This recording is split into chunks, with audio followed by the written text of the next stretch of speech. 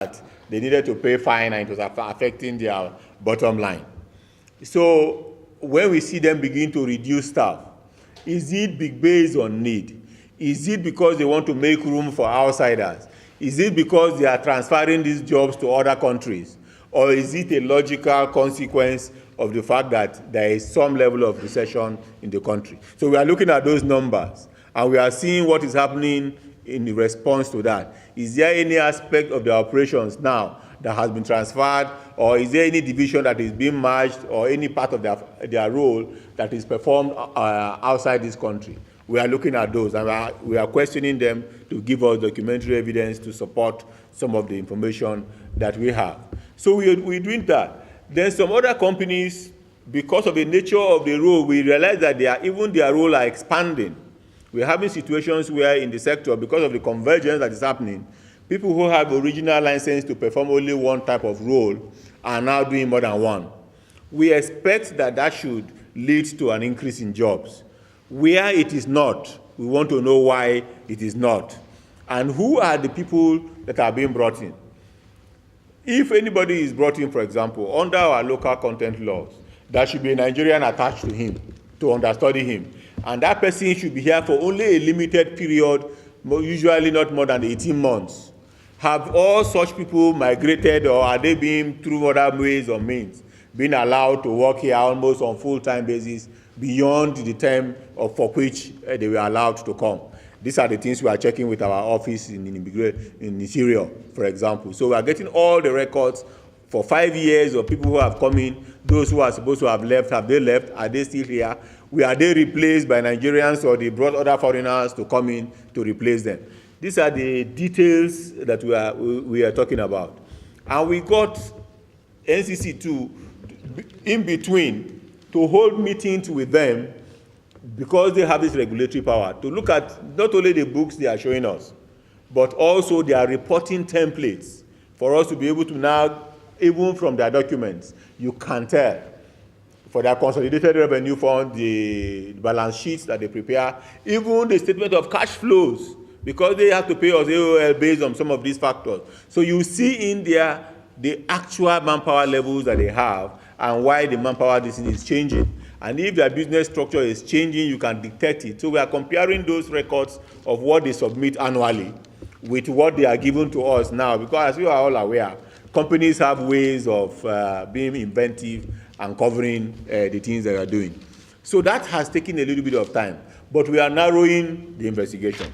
We realize in the process too that some of them have been accused of muffling.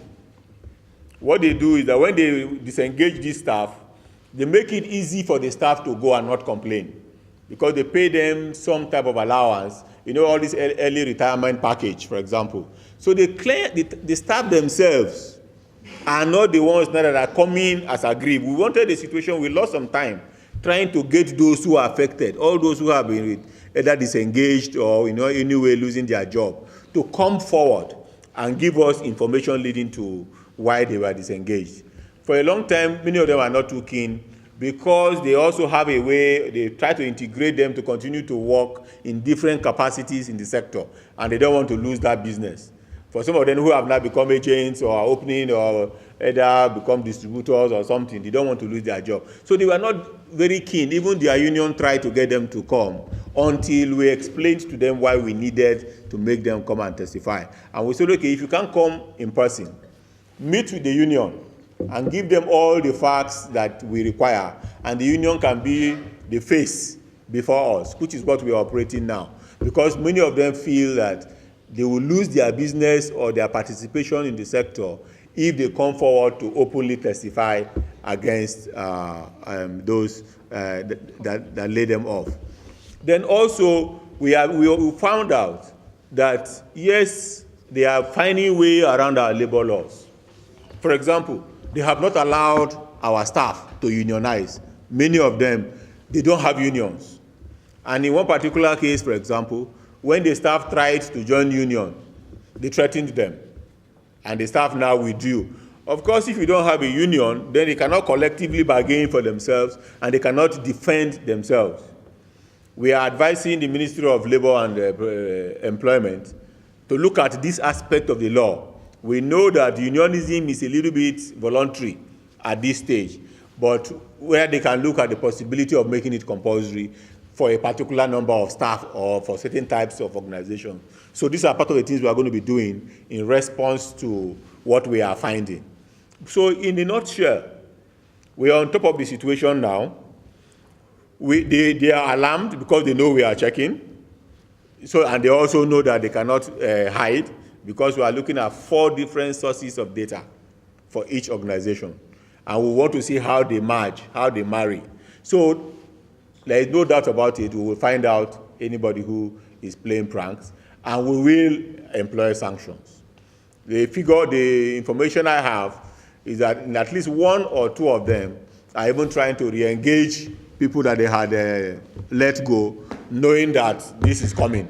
We are getting that feedback too. So ultimately, I can assure you, this committee, on behalf of my minister, that we are on the same page on this matter. We will protect the interests of our citizens. Many of these companies are making good profit in this country. They are making good business.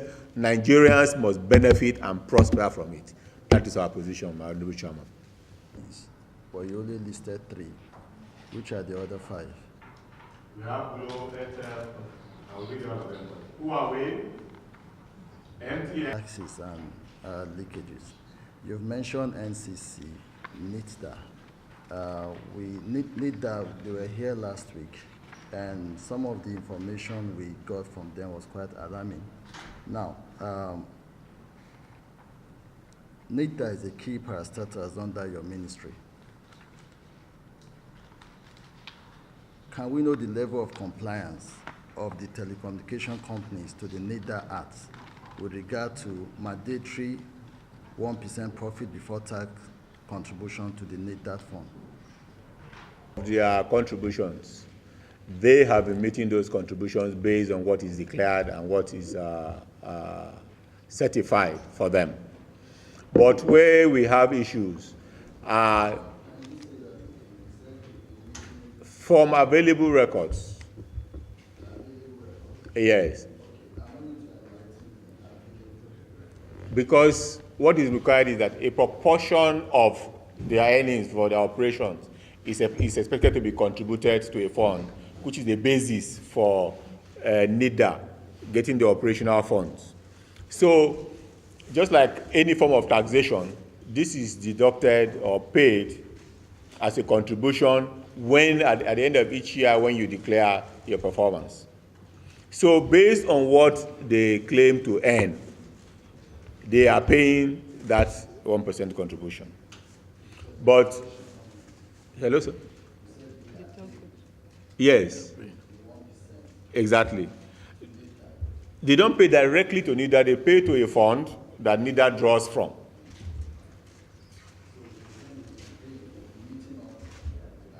Yes, I say based on, if any violation will be, if there are understatements, for example, and these are things that the regulatory authorities will check.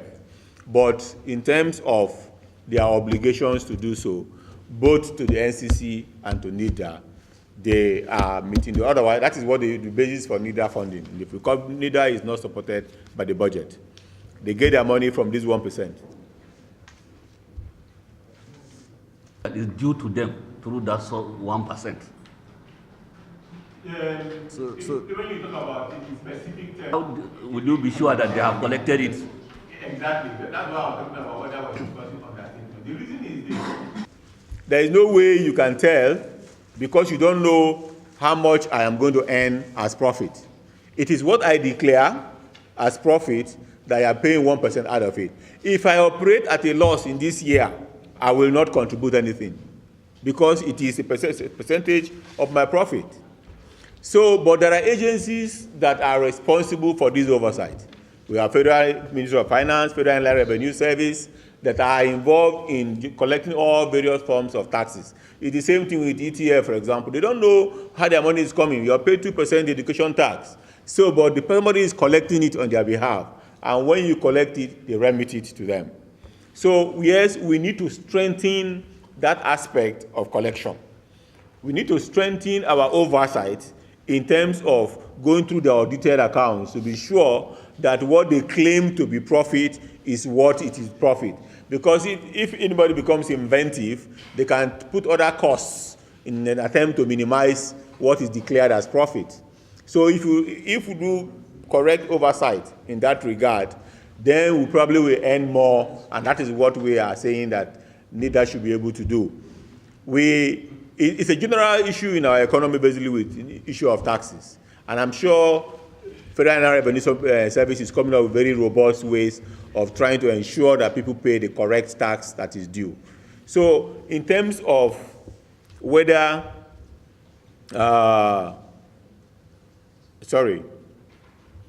in terms of whether there is compliance or not, there is nominal compliance. That is the point I wanted to make. It's not that there are no companies who will refuse to remit for 2 years, for 3 years, for example, and are allowed to operate. No. What we are worried about and what we are focusing sharply on now is that are they remitting the right amount that they should do?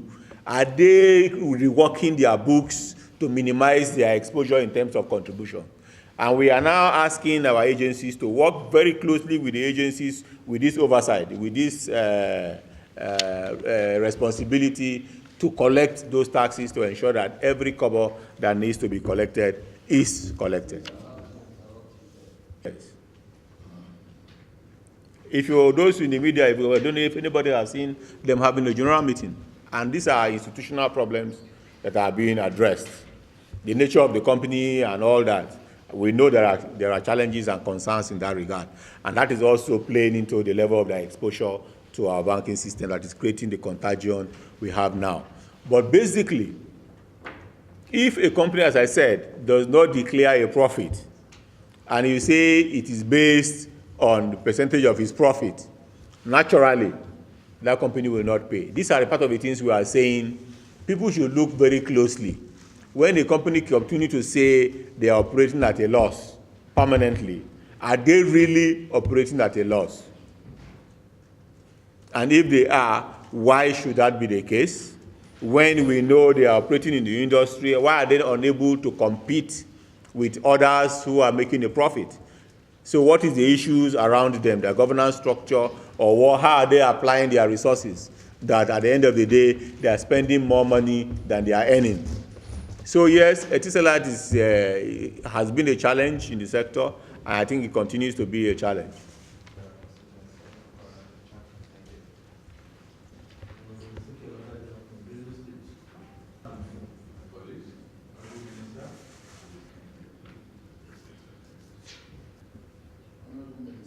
Yes, sir. Mr. Chairman. All comprehensive NCC apps And the NIDA law. and the NIDA law, which guide the operations completely within the sector. It is that law that gives power to the NCC to regulate, to license, to enforce, collect revenue, and do a whole lot of things. Yes, we do. 20. Nope. I don't know if you are worried about Is I have also experienced them, and I keep experiencing them. As a matter of fact, on some occasions, I will buy MTN or it's salad credit of 1,000 naira, and in loading 800 appears, and I'll have to call the officers to complain right there and then, and they will apologize and all of that. Consequent upon this, I've had calls to call these companies, these operating companies, to a meeting where I literally, read the riot act to them with a warning that they ought to change or we get enforcement, against them. Very recently, I had the privilege also of inaugurating the new board of NCC, where again I challenged the new board to collaborate and work hand in hand with the management to solve these problems, which are daily occurrences being experienced by all Nigerians, whether ordinary or otherwise. Consequent upon this again, the NCC introduced a toll-free complaint line for purpose of getting complaints from members of the public with a view to calling these GSM companies, to order. Again, consequently, the NCC has also declared this year as the year of the consumer. All of these have been designed to interact with these GSM companies and to get them, aware of the complaints of Nigerians about this. I want to assure that the stage we have not reached is the stage of, implementing punitive measures against them. Maybe by legislation. One problem which we have also experienced is the fact that for every violation that occurs, you would be spending much more energy, time, and costs to seek redress. For instance, if they take 20 naira from your account, to seek redress, certainly the effort you put in is much more than that. And you are talking of billions of lines at the same time.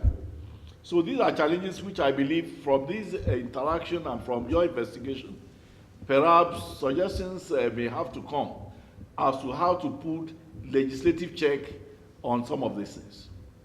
Thank you, Mr. Chairman. Also gets the end of the stick that every average Nigerian gets. And in my own opinion, that keeps you abreast of the challenges. So you're also wearing the shoe where it pinches. So that means you can feel the pain of Nigerians.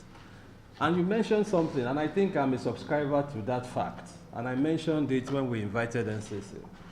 I asked the pertinent question that I might not know, I should be advised. Have we really done anything punitive to these service providers? Then the NCC EVC was trying to mention the money paid based on violation of non-reportage of or registration of SIM cards. But that is not what I'm talking about. In my opinion, while we are where we are now, and I think we must move beyond that, we will continue to get this poor service if we do not make sure that there is a demonstrable and very deterrent punitive measure meted out to these service providers. They won't take us seriously. It's like you say you are regulating or you have a law and you don't apply the law. You become, a butt of joke. So the problem we have, and I agree with you totally when you said where we need to get to, is to demonstrate a punitive measure on these service providers. We gathered from, it's good to know that they've adopted this year as the year of consumers, of subscribers. I have not felt it. I've not felt any empathy as a subscriber, either on my data or my voice calls. And I don't think you have from what you have said too. So what are we doing to make sure that the subscriber knows that the ministry and the regulatory agency under your ministry empathizes with the subscriber and has clear and good intention to get the subscribers to get the best of service? I think that is what the ministry under your watch should be looking at. You should take the bull by the horn and make sure that we do something very, very drastic that will be deterrent to subscribers so that they can learn to give quality service to Nigerians. And it is unfortunate that, like I said, we have a situation where they are robbing Peter and robbing Paul. That is it. You're not even robbing Peter to pay Paul. They are robbing Peter and robbing Paul. They are giving us poor quality service. They are making sure they are giving our Nigerians very uncomplimentary service welfare, and they are also making sure that they are just dismissing people at will. Plus, they are not even good corporate citizens. NIDA is complaining, NEC is complaining. So I do not know, Honorable Minister. I think if there's something that in your position you should be looking at every day, is the problem of the telecommunications industry, particularly as regards these GSM providers and vendors of the industry. So I think, yes, we have an opportunity to bring this to your notice, but I think the responsibility rests the bulkheads on your table as the number one man, as the number one customer in telecommunications and GSM service in this country to fight for all of us, to make sure that we have somebody that is also feeling our pain and fighting for us. Because if we don't do that drastically and urgently, I think this industry is over a decade. It's almost 2 decades old. 70 years now. Yeah, it's almost 2 decades old. So if you have a child born and he's 17 and he's still crawling, there's a problem. There's a problem. Yeah. Issues around quality of service. So while there are punitive measures, for instance, on the issue of capturing of data of lines which are being used, the issue of this type of poor quality of service has not really been defined in the law, and no provision has been made for it. But we thank God that at least we are starting from somewhere with this investigation. And on my part, whatever the law to be made requires of me to do, because I myself have to be empowered. The law must empower me to be able to do what I should do. I must say this, and I'm saying it with all sense of responsibility. We would send copies of the NC Act to you. I am told that when the law was being made, those who were in NCC were the ones who drafted the law, because the NCC law predates the coming into existence of the Minister of Communications. So the law did not adequately equip a Minister of Communications as to what he should do. The whole law, the whole power is with NCC with regard to enforcement. You're not even represented on the board. I'm not even represented in the NCC board. For you to know that there's a lot of lacuna in the law. So as far as I'm concerned, what we are supposed to be doing as a ministry is just to formulate policy for all the agencies. But where you have an agency which predates the mother ministry, then you know that that law would not have anticipated that there will be a minister solely responsible for telecoms and ICT who is supposed to have all the powers, legislative powers, to act in, so as to be able to protect adequately all those who are customers of these, companies.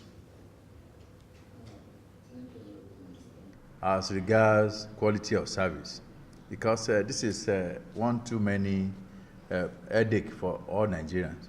Yes, I agree with you. People might not make use of it because of the small money involved. People may not want to take actions because they know even the fund with which to seek redress may be more than what you are actually fighting. But sometimes you fight, you spend 1,000 naira to fight a 100 naira cost, if things must be corrected. So, I think you are pushing that to also have a way of amending some of these acts to accommodate this area. Well, my own problem, my own question, which I actually want to ask, presently, what is the level of broadband penetration in Nigeria? Yes, we are having a problem with voice, but in the developed world now, the area which they are now, the status they are now is broadband. In Nigeria today, what actually is the level of broadband penetration? Not only that, I'm sure you are aware of the National Broadband Plan of between 2013 and 2018. And we're in 2017 now. And we're in 2017 now. 2018 is around the corner. So what level are we? What is the level of preparedness to achieve the desired goals on broadband penetration in Nigeria?